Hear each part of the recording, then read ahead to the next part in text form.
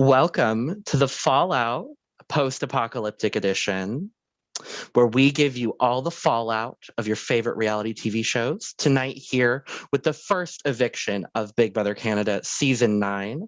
I'm Logan Murphy. I am Jordyn Lagace, also known as Big Brother Canada Source. And if you are watching us live on YouTube, thank you so much. We hope to see you in the chat. If you're listening to us after, make sure you are liking, subscribing, following, doing all of the things on all of your favorite platforms. And yeah.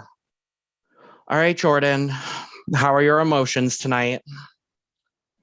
I am feeling angry, mad, sad, all the things. We are going to get into it tonight. I believe we wanted to briefly mention why it's episode 2.5. Mm-hmm. Yes. So, as a lot of you hopefully will know, we did go live last night with our thoughts about episode 1 of Big Brother Canada. However, technical issues happen. We hate technical issues. And unfortunately, that episode will only be available on YouTube because YouTube is being dumb and won't let us download the video. Rookie mistake. We fixed it. Ain't gonna happen again. We know what we're doing now. If you missed our thoughts about the premiere episode with Mr. Santi as well, go ahead and check that out on youtube.com/Jordyn Legacy. And with that, I guess, should we get into this? I don't really want to, but oh my God. We have a lot to unpack. That is for sure. Yeah, there's a lot to unpack. I'm gonna say right now, spoilers will be happening very early on in this review, and viewer discretion is advised. Yeah, that viewer discretion will be advised because I have some strong language. And we have some things to talk about. And I am wearing a piece of BBCAN history. It's an eviction hat from season 2 of Kyle. Yep. If you know, you know. If you know, you know. All right. So we start this episode. The big positive of the night for me from this episode is that Arissa Cox looks great in purple. We got purple. Really we got leg out. She is looking gorgeous, as she always does. But Arissa, if you're somehow listening to this, wear purple more often. Your stylist needs to give you more purple because we are living for Arissa and also Arissa in black and gold. But we love Arissa. Style by Lisa. Yes. Right? Yes, I believe she gets a lot of her fashion from out Toronto, if I'm not mistaken. Which we love. I love that.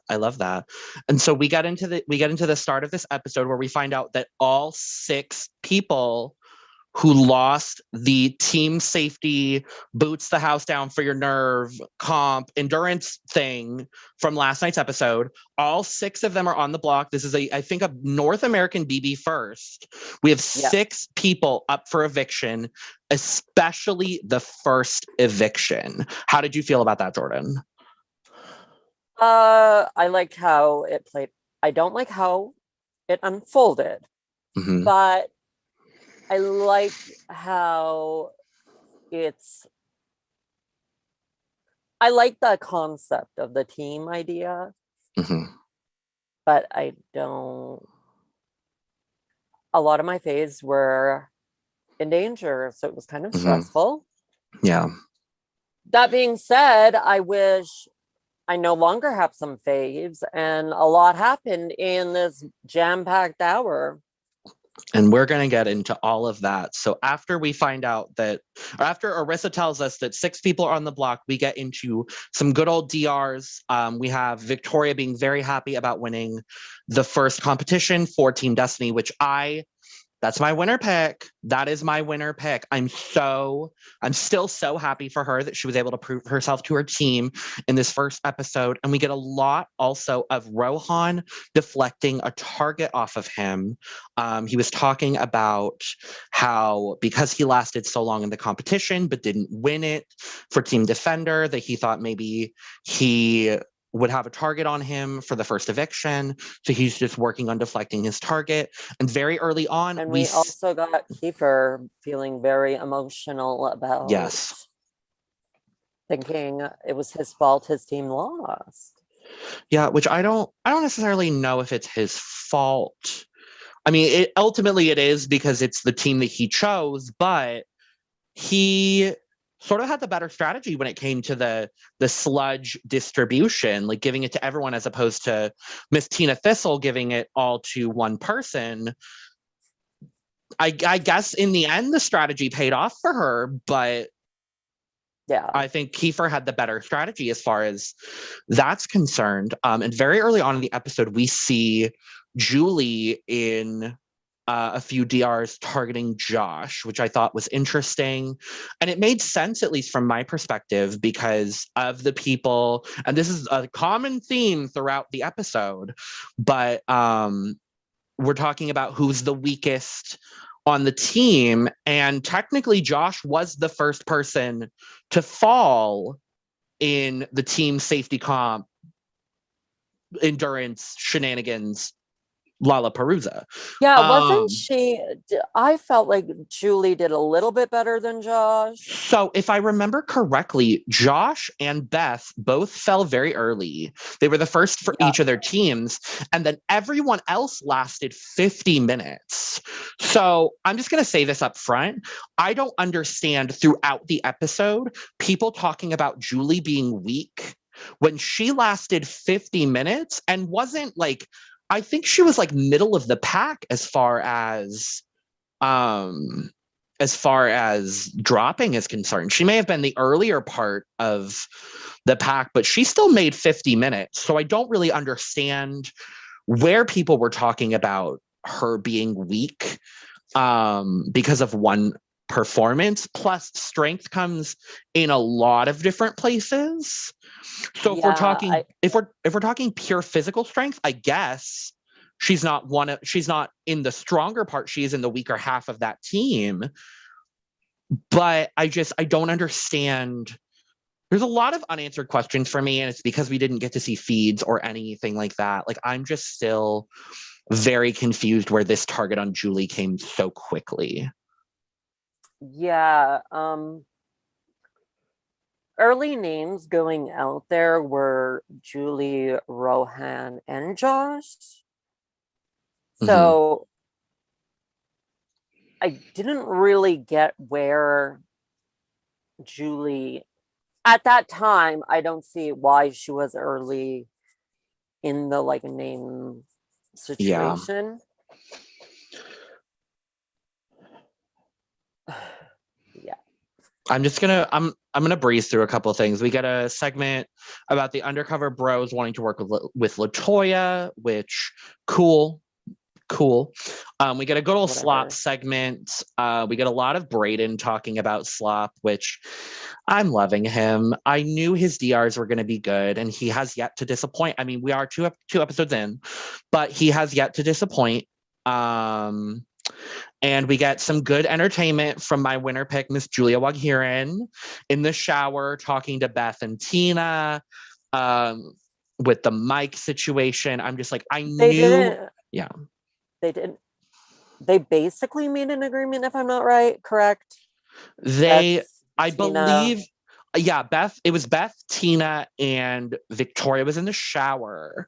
And I don't think it was like a solidified, like, oh, let's do this, but it was a more like, I like your vibe. Yeah, like I got you, I like your vibe sort of situation. Which I love. And then Victoria falling out of the shower. She's going to be the entertainment, and I love it. And I'm excited about it. There was also that brief moment where I think Julie came into the bathroom when they were all like dying of laughter. And was it Rohan? I think it was Rohan. Yeah, other people were popping in, and it was just like a whole, because you could probably hear it from like the downstairs because they're all like screaming, laughing. Yeah, so we love that. And then we get one of the big contentious things for me personally in this episode, and that is the first mention of LaToya targeting Julie. And the reasoning behind this, from LaToya's words, not mine, or like a paraphrasing of what LaToya was saying, was basically that she was under the impression that Julie was deceptive and untrustworthy. Now, we are seeing an edit, obviously. This is reality television. So we don't know everything that is happening in the house. I don't think we're ever going to know what happened those first 5 days until Julie and some of these other house guests are out of their NDAs. Like, I don't think we're ever going to get the real story for a while. The way that I perceived it is potential implicit bias. I don't want to say for sure. This is alleged. I can't say for sure. But it seems like there was something there. And I don't really want to talk about it anymore because I don't want to give it energy. But there are other implicit biases in the world against Asian people and also trans people for similar points that LaToya made. And that's all I want to say about it. I don't know if you have any other thoughts about that specifically, but that's really all the energy I want to put towards that.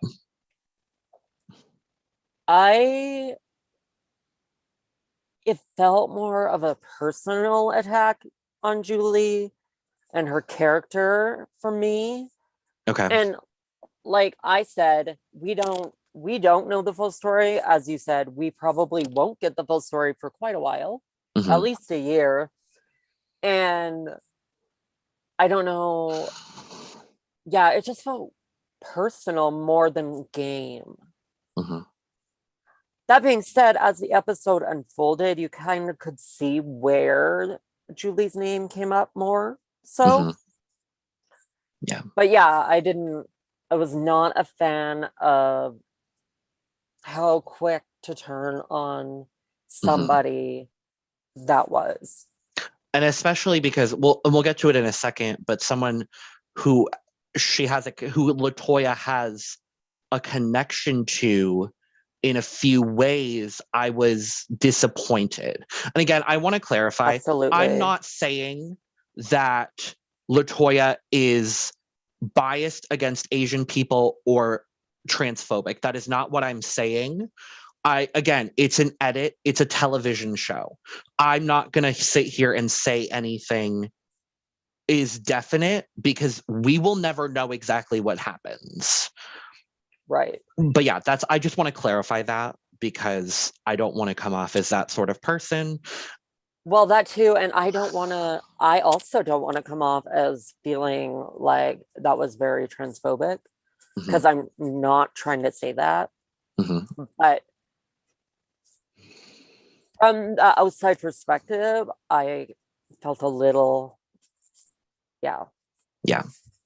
Anyway, moving on, we get a cute little segment of the one episode alliance of the dolls, Brayden, Austin, and Julie. This is a really cute segment. I have thoughts. Yeah, I would have liked to have seen it do something. It was everything I wanted from looking at the cast assessment. It is everything I was hoping and dreaming of. And I'll get to more about Brayden and Austin later and my feelings on them in this moment. But we get Team Destiny coming together, realizing that they control the vote if they vote together because they have 6 votes. And then if it is a tie, Tina breaks the tie regardless. So whatever. And it ended up happening with the exception of one person. And then we get a good non-game moment. We get a couple good non-game moments back to back. We get coming out stories because we know we have 5 queer people on this cast, which again, BBUS could never. BBUS could never. They would never, and they would never. Yeah. We get Josh talking about how his coming out was fairly easy. One of the big stories that we get is from Julie, which I'm upset that we got this episode 2, knowing what happens with the vote. And I do appreciate BBCAN highlighting these queer stories, all 4 of them that we get from Josh, Julie, Brayden, and LaToya. We get Julie talking about... Technically, it was kind of 5 stories with the 2 coming out. Yeah, and Julie anyway. Yeah, the only one we don't get one from is Tina, but I feel like we may get that from Tina later on. I don't know. We didn't really get much of Miss Tina Thistle this episode whatsoever. I don't think she was in it at all. She was just in the cackling bathroom scene. Yes, I think that's... I think she said... I have something else with Tina. She laughed so hard she almost peed. Yes, I have something else with Tina coming up. But yeah, we get both of Julie's coming out stories as being formally coming out as gay, and then secondly coming out as trans, which thank you, BBCAN, for airing these queer stories as a podcast of queer people right now. I wish for that. I wish we would have gotten more of her story, especially knowing now, like, the events of the first eviction. Yeah. Yeah, I was feeling rather emotional about all the stories and all the things. Yeah. Yeah. As 2 queer people. It's nice to have like a feeling of like, yes. A real person moment. I love when... Out of a game. Yeah. And BBCAN is very good for this. But yeah, we get Brayden talking about how his coming out was kind of just there. No, that sounds bad.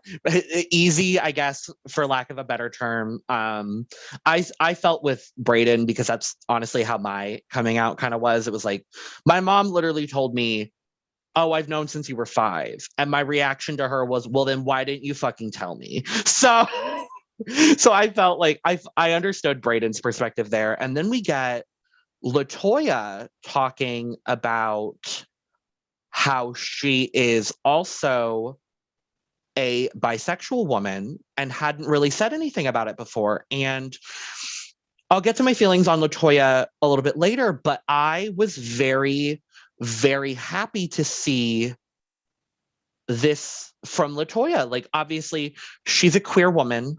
I'm gonna support her in her identity. Like, that's absolutely amazing and fantastic. And I'm so happy that she felt so comfortable in the house to say that. Yeah, I mean, I don't know if she went in planning on saying that. So props for that. But I gotta say, I'm losing rapid respect for Miss LaToya. As am I. But we'll get to that in a bit. The other big... there was also one thing I wanted to touch on, not episode related. I don't think people should make up rumors out there about a house guest just to help your favorite stay in the house. I think that's low as fuck. It's literal defamation. Look it up. It's real. It is. And that kind of made me really upset to see someone attack Josh's character earlier today. Yeah, I did see that as well. I wanted to mention it, but I didn't want to give that person the time of day. I do believe it is defamation, and yikes. I'm going to call it alleged, because we call everything alleged on the podcast. But yeah, I echo everything you said. Alleged, but... we love allegations of all kinds. We like sipping that tea. We do. I mean, it's water for me currently. I have tea somewhere, but I didn't grab any for this. And then we go from this lovely conversation about queer identities to this amazing conversation with Kiefer and being from Haida Gwaii and talking about his Indigenous language with the rest of Team Defender, which I loved. I was so, again, thank you, Big Brother Canada, for highlighting this, because I don't We're think getting all sorts of highlighting. We are, and it's so wonderful to see, because again, BBUS could never. Sorry, And I'm now just tweeting out the link so more can join us. Absolutely. But yes, so getting back to game for the hottest of moments. I'm going to retweet this on Sounds my personal Twitter. fabulous. And then I'll retweet on other socials. We love that. Getting back to game, because we have to, I guess. We get a good portion of the kind of the rest of the episode is kind of this talk about Josh being a floater, targeting Feeling this very on the outs. Yes. Targeting what he's calling the Pretty Boys 2.0, which we all kind of feared. He highlights it specifically as Jedson, Tashawn, Rohan, and Kyle. To which Julie spreads this information, and we get LaToya doubling down on her target of Julie. We bring in, after our commercial break, we bring in Tina and Beth, talking in the storeroom. Just a good old strategy talk in the storeroom, which I love on BBCAN. And we get a good game segment from Beth. I'm actually not that I disliked Beth before, but I'm really happy that we get to see everything she said in her bio is kind of and again, we're 2 episodes in. Accurate? So it's accurate. She is really thinking game wise, and I'm appreciating this from Beth, and how she has this conversation with Tina, and then in her DR talking about how keeping Josh around takes the target off of her for future, which is kind of a basic gameplay move, but it still is gameplay in this house where along the edit we haven't really seen much gameplay happen yet. So it made me very happy to see that from Beth. And I love Miss Tina Thistle getting around and talking to people and doing her thing. And that's really the only other thing we see from her other than being in the live eviction. Yeah, I'm very happy. I'm keeping my eye on Beth, because that was good. And I'm glad that the editors showed us this. And I'm hoping that, she can keep her eyes off of Kyle, who she had some eyes on episode 1. We didn't really touch on it in yesterday's episode, but that sort of connection with her and Kyle, I hope she keeps her eyes off of him and puts her eyes on the game, because if we keep seeing this out of Beth could really be a contender for this game.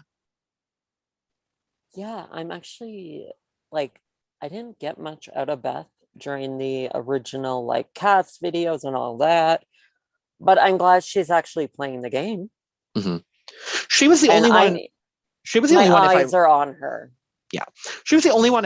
If I remember correctly, who actually mentioned Big Brother players in her bio, because a lot of people were like, "Oh, I have a strategy," but she mentioned Tyler, she mentioned Paris, and she mentioned Mitch, which I was very impressed with, and that's why I had her high in my cast assessment, sort of unofficial rankings. But I'm very happy to see that everything that I was at least thinking about Beth 2 episodes in is kind of paying off, and I hope she continues to sort of play this under the radar strategist.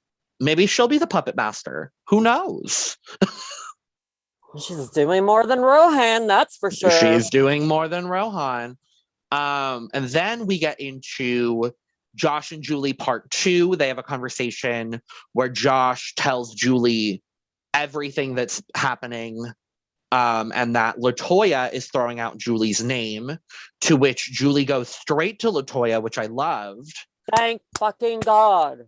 And doesn't hold on to the information. Again, we don't know how long it was between the conversations. It could have been instant, but in the edit, we're seeing it seemed instant, because it seemed like everyone was going to the hot tub at that point, because before the conversation we see Rohan and Brayden there as well, and then they leave to go to the hot tub, and then when Julie goes up to basically confront LaToya, in nicer words, on Julie's part. LaToya's getting ready for the hot tub. So it seems like all of this probably happened within a span of like 15, 20 minutes. Again, wish we saw the feeds, but I'll take what I can get. Yeah. Miss LaToya wanted nothing of the sort. She did not want to entertain the conversation, in her words. Which felt very bitchy to me. I was not here for it. Her not wanting to like address it, that came off kind of bitchy. Yeah. And the way, like, I know it's what she was wearing, but the way that cape, jacket, sarong event swept when she left. Made it come even more bitchy. Yeah, she looked great. She has a great body. Like, talking about just her as like a human for a second, she looks phenomenal. Do I necessarily like her as a player right now? Obviously, no. We'll get to that. But yeah, this confrontation, and then Tara was also there, and we get a little cut from Tara talking about how she's glad she's safe, which, you know, if I was in the house, I would also be glad that I'm safe. Like, I would be very happy to be safe in that moment as well. Yeah, I don't know. I like the house vibe right now feels really weird. I can't wait to watch feeds to see like what this house is actually like. Because I can't really gauge where we're at right now with relationships. Like, really the only relationship that I think is 100% solid, the only relationships are, it seems like we've got the undercover bros, Judson and Deshawn, bringing in LaToya, which I do on it from a gameplay perspective. I love that 3 together. That is a very strong and strategic 3. She is going to hide behind. She is using those boys as a meat shield. Absolutely. She will turn on them the second she can, and that is good gameplay. Yeah, I may not necessarily like her at this current moment, but look, I think we're going to see LaToya for a while. I think she's going to be, which I could see her going top 10. I think I don't want her to at the moment. Yeah. I would say first juror, kind of like, was it Dre? Dre was first or second. Yeah, okay, so she's going to probably go out in a double eviction, because I could see a double eviction, yeah. That's when people are going to really be like, now we can get this bitch. Yeah, I feel like either double eviction, or as soon as teams are done, I feel like she's going to get on the nerve of Team Defender, and then as soon as they can cut her, she's just going to be like, they're going to be like, bye, bitch. Which, I don't know. And like, that's the thing, too. Like, I could see the boys throwing her under a bus when they need to as well. I could see it going either way. They're more loyal to each other. They're Absolutely. 100% more loyal to each other. Absolutely. So I think part of the reason she didn't engage with Julie is because she didn't want to come off aggressive. Yeah. Even though, as far as the edit's concerned, she, I don't know. Did. Yeah. A little bit. I'm not trying to, clarification. I don't think Black people are aggressive. All information is alleged. Yes, very that. It's an edit. That's all I'm going to say on that. We get some good Destiny questions for the defenders. Anonymous questions. Oh my God, those questions. I mean, some of them were boring, but I kind of wish they weren't anonymous. Me too. I think that would have given us a little bit more insight on who is standing with who. Yeah. Yeah, I would agree. The ones that I want to highlight are honestly the people that we talked about for the entire episode, Josh, LaToya, and Julie. Because Brayden, from the edit, it was very clear Brayden, Judson, and Rohan were going nowhere, which we were all wrong from last night's episode. I'm happy I'm wrong. I'm not happy with how it turned out. But we get Josh's question talking about whether he had an agenda with throwing out the speculation of a boys' alliance, and his answer is literally, no, it's just paranoia. No, literally, it's just paranoia. Which I could, cool. You know what? I think that answer also helped his ass a little bit tonight. I think it did as well. That being said, I don't think it's just paranoia. I'm on the outside and I could see it. Yeah. Big Brother is the kind of game that, like, when people are clustered into groups together or whatever, not necessarily even if you think it's an alliance or if it is or isn't, you get people thinking it's an alliance. Yeah. So I don't believe it was paranoia. I think there is some truth to the possibility. Absolutely. But I enjoyed the answer.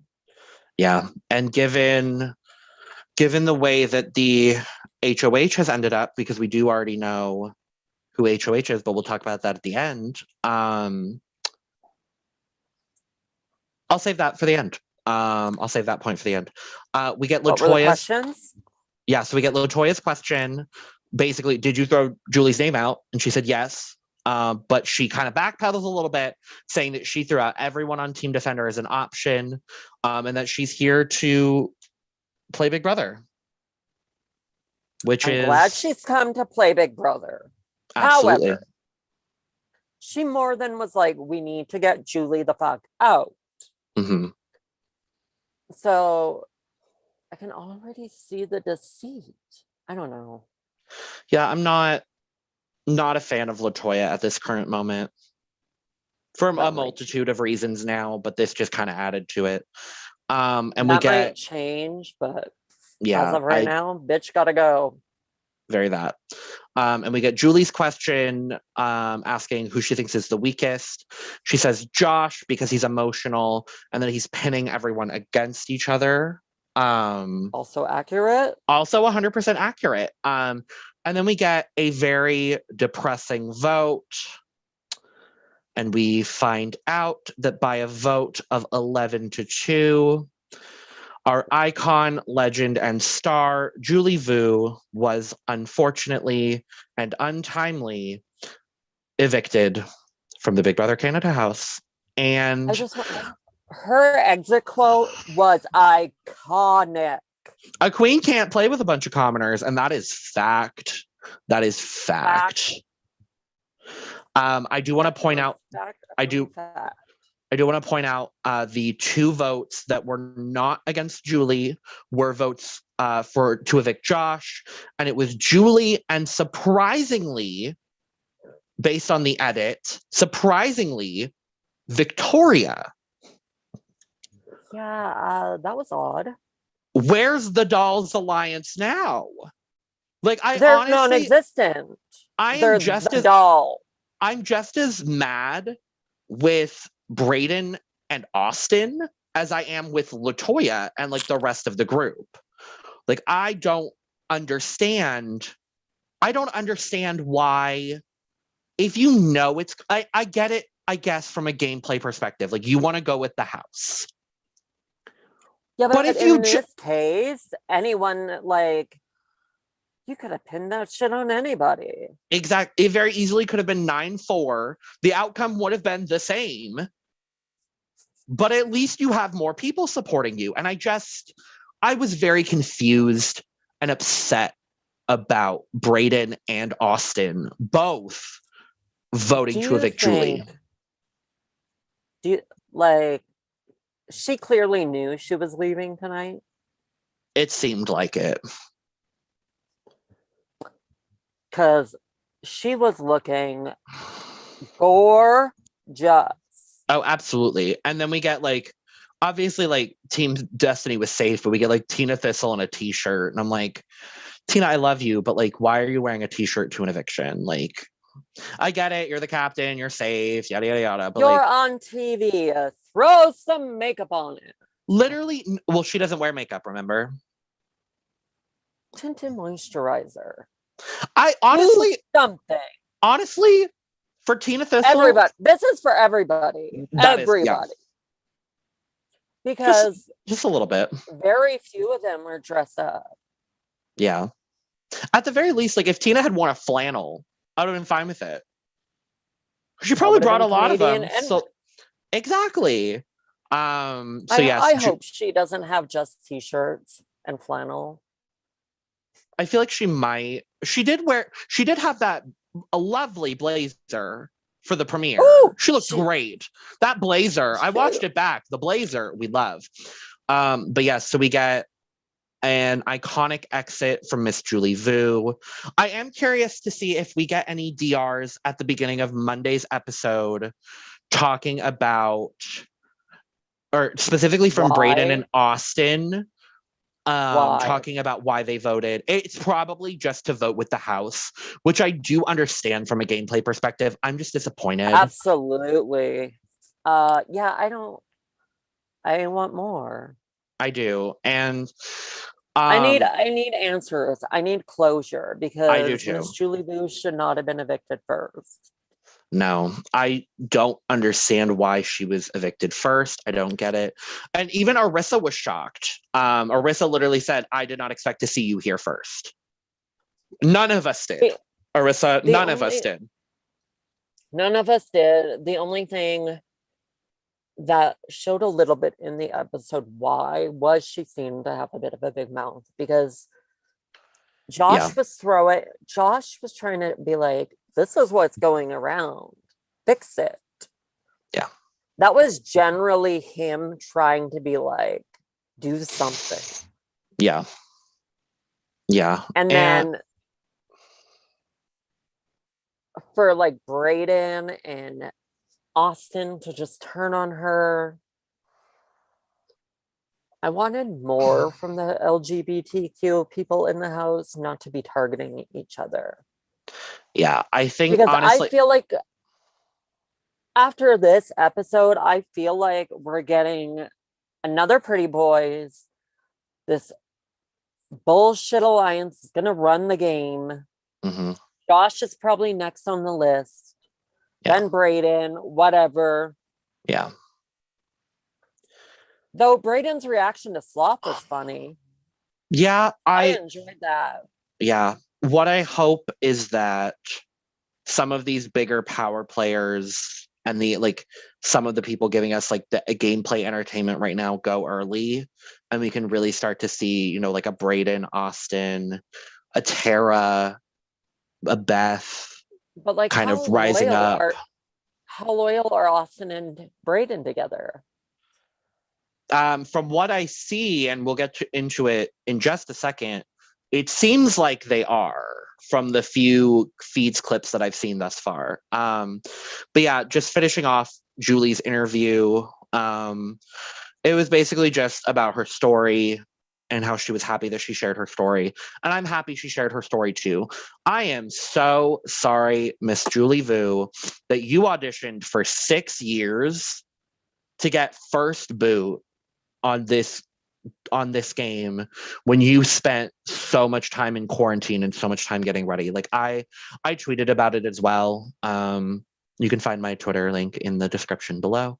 But I felt like I needed to, tweet it out, like, thank you, because you may have been on the show for 2 episodes, but you are such a beacon of light for so many queer people, queer youth.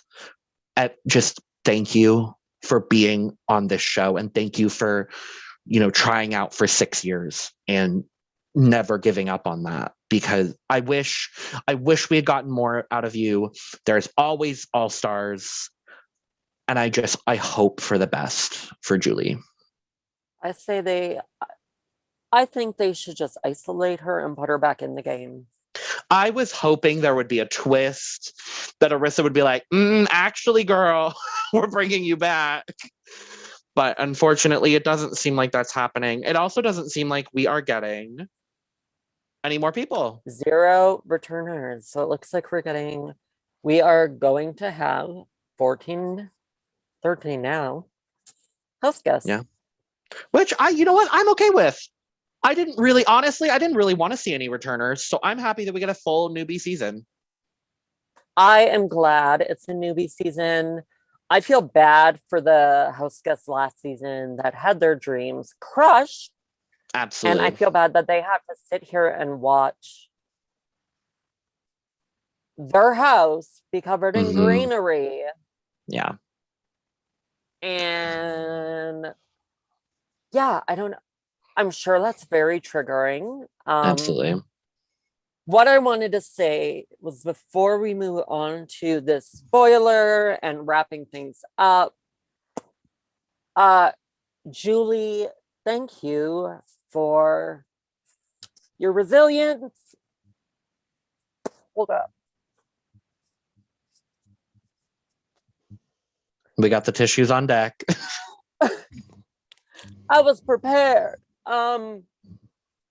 Thank you for showing Canada and the world that you can be a strong, badass trans woman and not be seen as someone that's lesser, because that is an issue for people. And yeah, we love you, and I'm sad to see you leave so early. You were my winner pick, so. Okay, I can't cry too. We're not doing that. Okay, I'm not gonna cry. We're good. I'm sad. We're not gonna cry. We're not gonna cry. But I should have worn my veil. I should have worn black. Since this episode is the morning of Julie Vu, like I should have changed into black before this. But what I do want to get into is we have feeds. We have things. Yeah, so feeds started right after the episode. Shocked, stunned, gooped, and gagged. Yeah, I was expecting a West Coast drop after the like past seasons. I haven't got to watch them yet because obviously we're doing this, and I don't know why, but my Mac and my iPad both don't want to play the live feeds. Tragic. Yeah. Do you want to get into proceed with caution, because we are about to spoil the HOH winner? Yes. Also, hello to Jamie and Cole in the chat. I am reading the chat because we are live on YouTube. Make sure you subscribe, you like, you give us all that lovely stuff. Jamie, I agree with everything you're saying in the chat. Don't worry. But with that, like Jordyn said, feeds just popped on as we were like getting ready to go live. Spoiler. So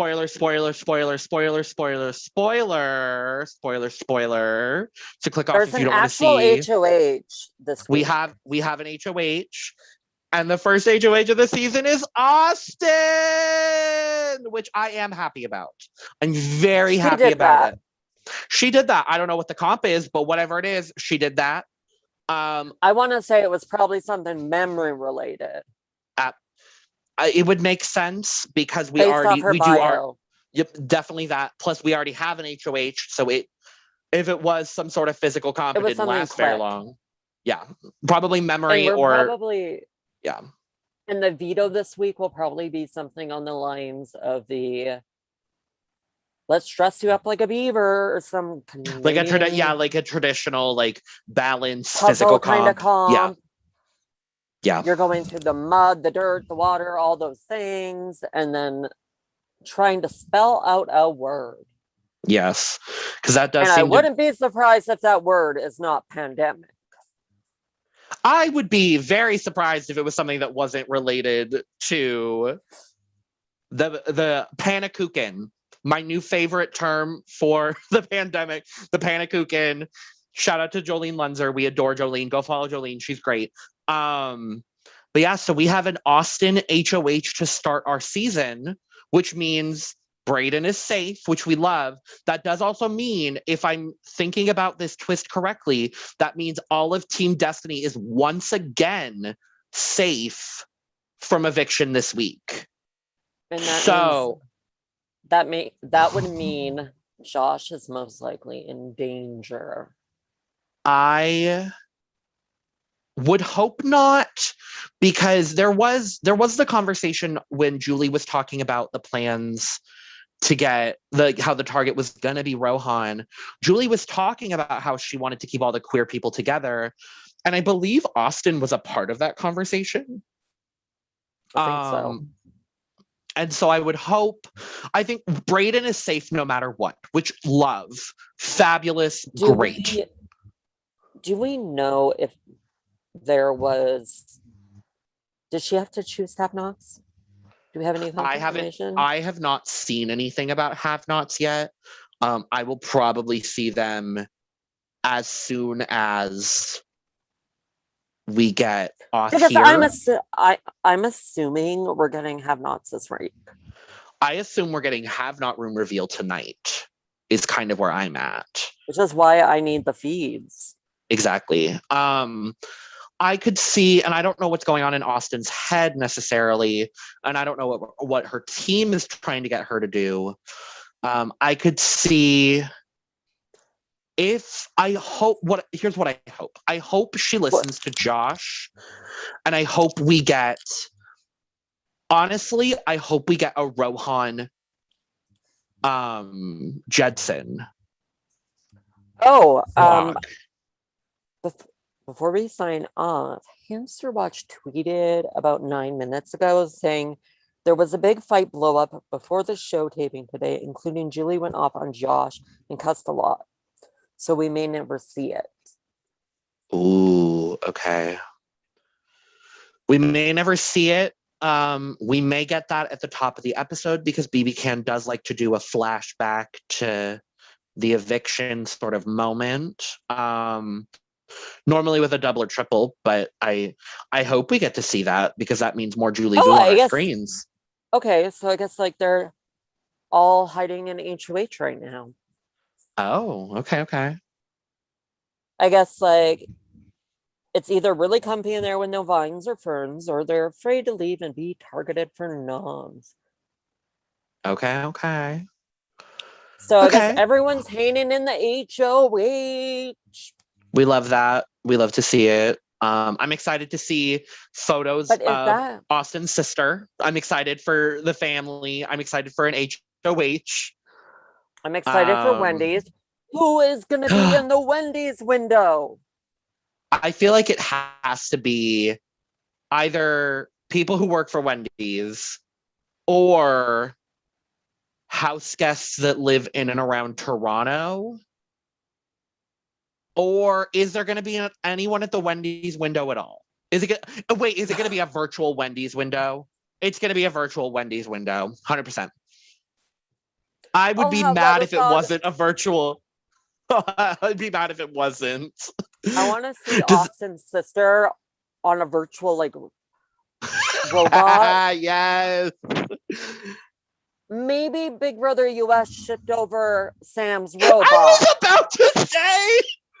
Can we get Sam's robot from BB20? Just bring it into the house, have Austin's sister or like someone fabulous like Erica or Rosina, someone fabulous just on this Zoom robot situation. Oh, I hope that happens. Yeah. If it's not a robot, what if it's Miss Marsha the motherfucking moose? Oh, I hope it's not for Austin because I want Tina Thistle to get the Marsha the Moose. No, what if Marsha is delivering the Wendy's? Oh, T. Oh, that's easy to do. Yeah. Oh my God, not that. You gotta get your Wendy's out of the moose's mouth. How Canadian. Who do you think is gonna get the Marsha Moose? How's Marsha? Wasn't Marsha around? Well, she wasn't around last season. No, in the season before. What season did they run her over? 4?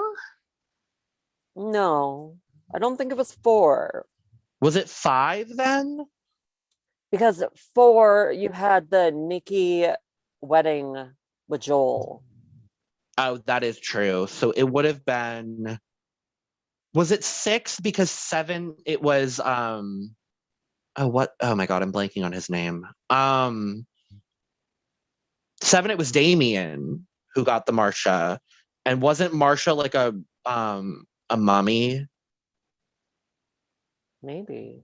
If someone knows in the chat. Also, Jamie, I'm sorry that I'm coming for Jedson. He's just not giving me anything. Tashawn's giving me more than Jedson is, if I'm being honest. But they're just very bro. Yeah. And I'm getting more from Tashawn than I am from Jedson right now. So if like, I mean, honestly, as far as noms go, I think best case scenario for Austin's game is to put up Josh and LaToya. So because regardless, you're getting someone big out.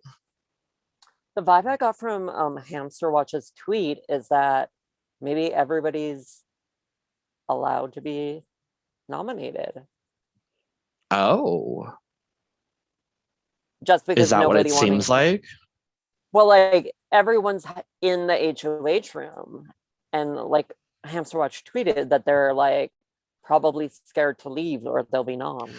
Well, isn't the whole point of the twist that like whoever wins HOH, their team is safe?